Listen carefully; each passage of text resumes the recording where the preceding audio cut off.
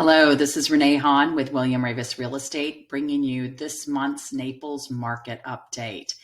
It's been interesting because in this market, the time continuum has gotten so much shorter for relevance, the most relevance.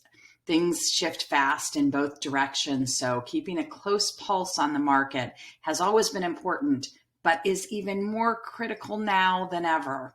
If you look back, I remember I started tracking prices and did a look back to January of 2019, and we were already on an upward trajectory because of demand. Then you look at July of 2021, again, that upward trajectory continued. And in July, buyers swore that they thought they were at the peak of the market, only to find in October and November, not only did that upward trend continue, but it intensified.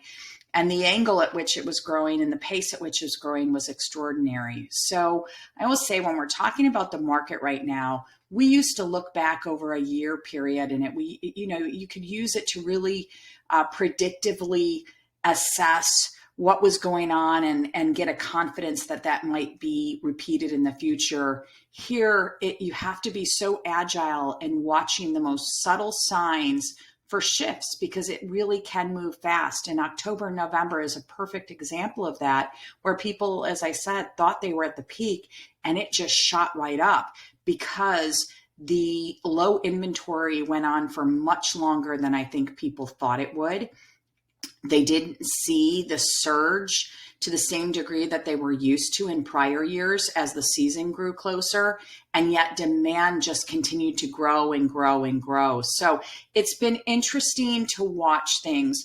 Before I get into the data that looks at what the month of February looked like in the Naples real estate market, I want to just make an anecdotal point. I get asked all the time, when's my prediction of when this is going to end? Are we getting close? And because we're measuring things in moments right now, sometimes it's hard to assess that. I will just tell you as an overarching comment, and this is just Renee's sentiments. There are 3 people, 10 people, 15 people that may feel very differently than me. So I couch that as that's about as reliable as it is.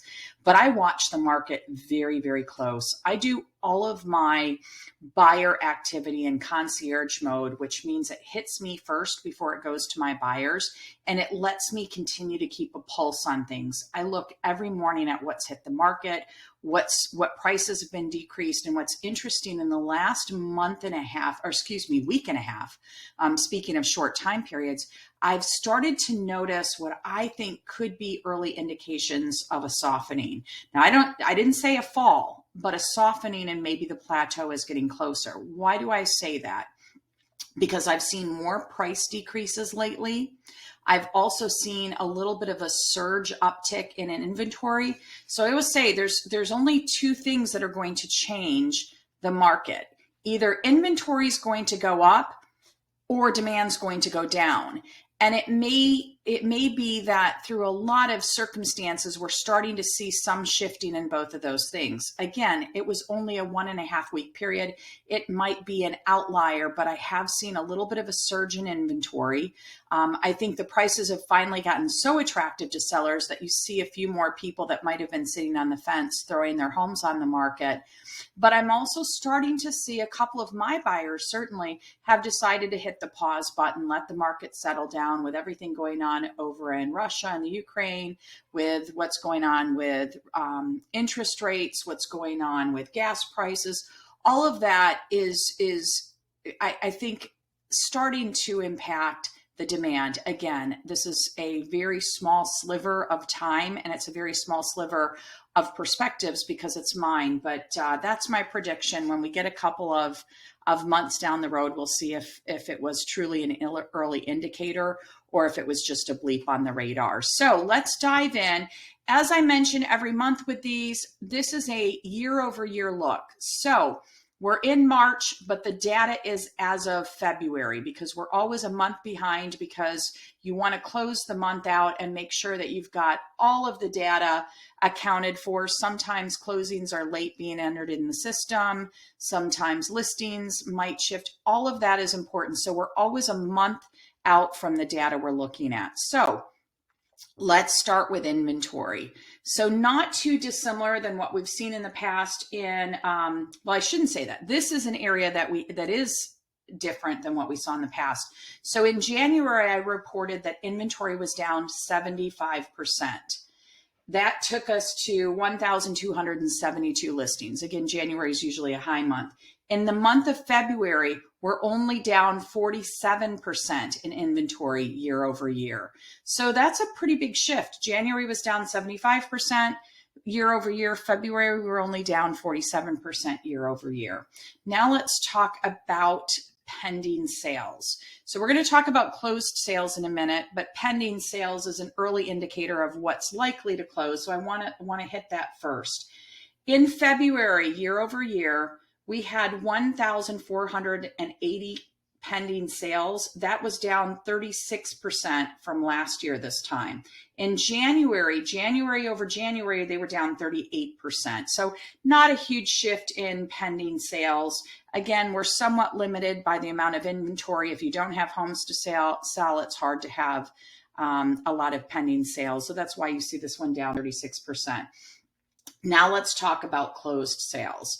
So these are ones that had already gone under contract and they're finally coming to close. It might have been a 30-day close. It might have been a 60-day close.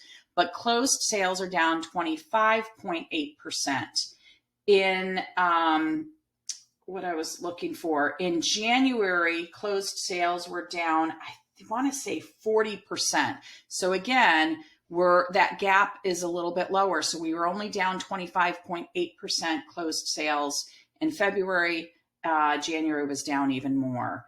Now let's take a look at, okay, if we're talking about low inventory, high demand, what is that doing in terms of median cost?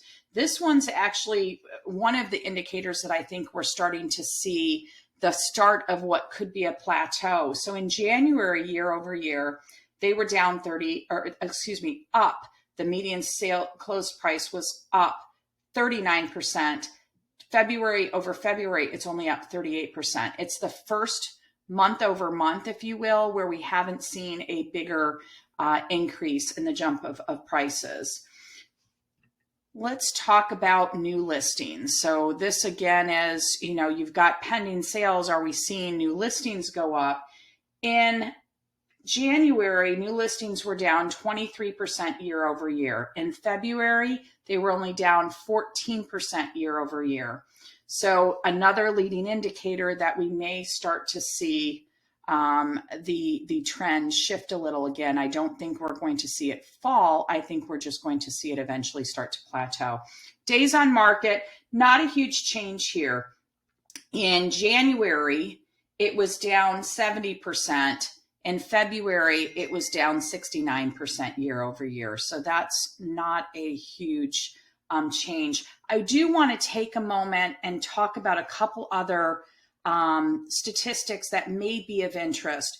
One of the things that I found fascinating is when you look at, as you may be aware, when you're in a hot market like this, it drives a behavior for buyers to act quicker. They've got to make decisions that may not be on their natural timeline. Everything's accelerated. Everything's fast because you want to get your oar in the water. I thought this was fascinating. 25% of the homes that went under contract in February came back on the market within 20 days on average during February. That's significant. A fourth of the offers that were put in and accepted by a seller, those homes came back on the market. It's one of the reasons why you never give up. Backup offers are always a good idea. If you can get a backup offer accepted when that home becomes available on what I call the boomerang, you may be in the front seat to be able to take that. So as frustrating as this market can be, when you know that a statistic like 25% of those bounce back on the market, that's pretty significant. It's kind of unprecedented. If you look at historically, so before the pandemic, we typically only had 3 to 5% of the homes come back on the market. So that's a pretty big shift.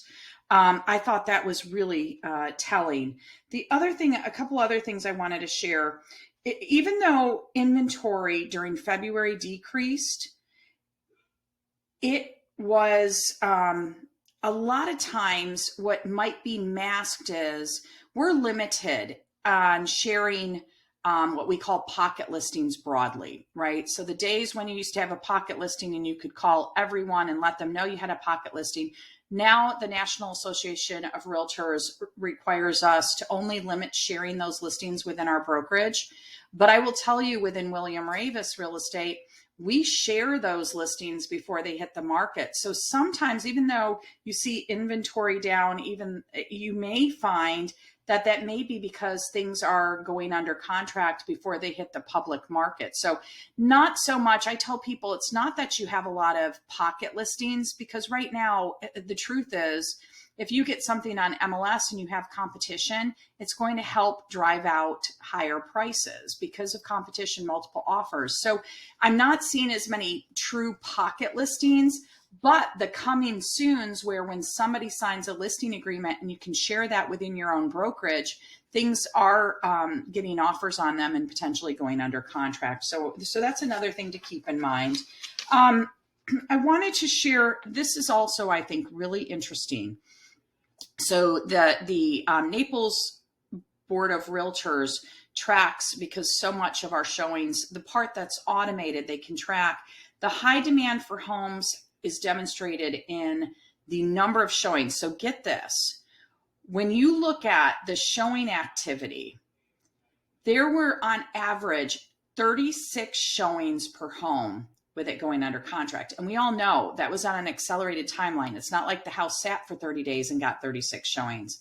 So just to give you an idea, in 2019, there were 2.9 showings per home. So that just gives you a sense of the pure demand volume that we're seeing in showings. When I now get ready to list a home on the market, I have to clear a few days off of my calendar, if it's agent attended, to make sure I can accommodate all of the showings that I am anticipating. I launched one today. I cleared my afternoon, I cleared my Saturday and Sunday, and gosh, I'm hoping I have it sold by Sunday night. So it's just a little bit different. You have a lot of traffic very quickly. I'm also seeing, of the proportion of people that come and see the listings, there's still a high proportion of agents that are showing it to their clients on the phone. So, we're used to the foot traffic in season. We're still augmented by a lot of traffic, some international, some just domestically, of people that are somewhere else and buying from afar. And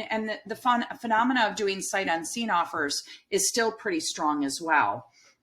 Continuing on with that, so one of the things, when you look at the median close price, so that only increased 2% from January to February, but in the report also shows that in February we had more price decreases. So we already talked about, anecdotally, before I even saw this report, that I was starting to see price reductions. There were 276 price reductions in the month of February, and there were only 170 price increases. So again, you're seeing some people over swinging on their list price, and when they're not selling it in that first or second week, they may be adjusting it. So some interesting information.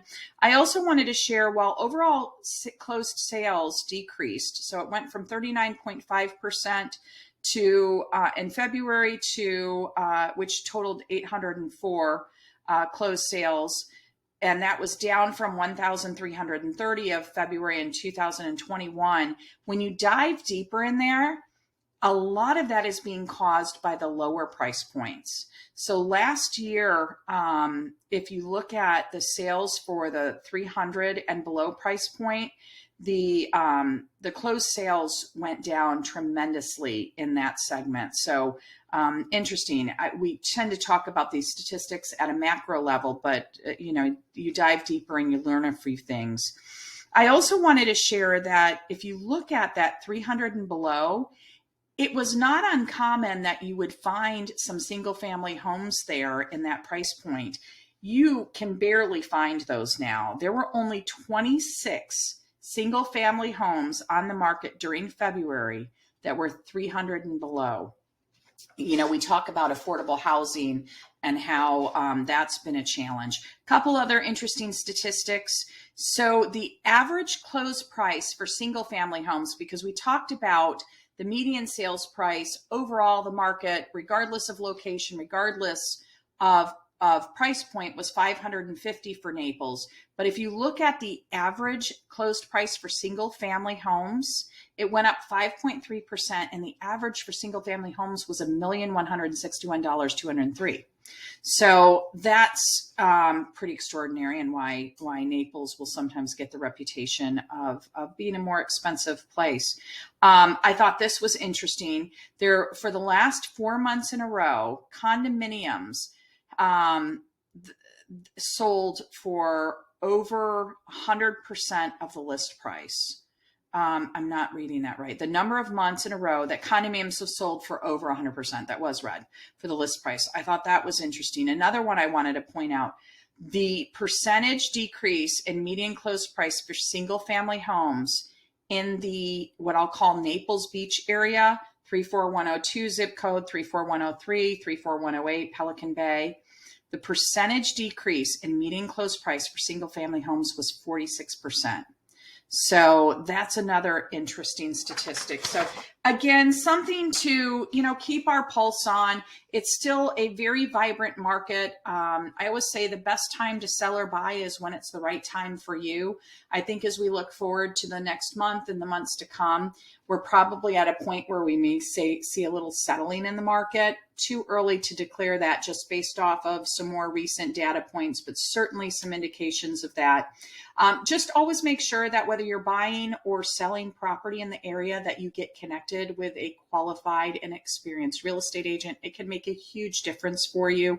I could go on and on about all the examples of, where I've had to dive in deep to make sure that I help clients on both the selling and buying side right now. So even though people talk about the fact that, oh my gosh, this is a realtor's dream to be in this market, it honestly isn't. It's probably one of the toughest markets. I was with a very successful agent earlier this week who literally came to tears because it's been so stressful. Tensions are high. When buyers are paying a premium price for things, they don't necessarily feel good about it, and they don't necessarily have the tolerance for when sellers aren't willing to give certain things, even though the buyer's paying a premium price. And sellers have their own frustrations. They had multiple offers. Their house might be bouncing on and off the market. Maybe they got a big, great offer, hours after they signed the other offer.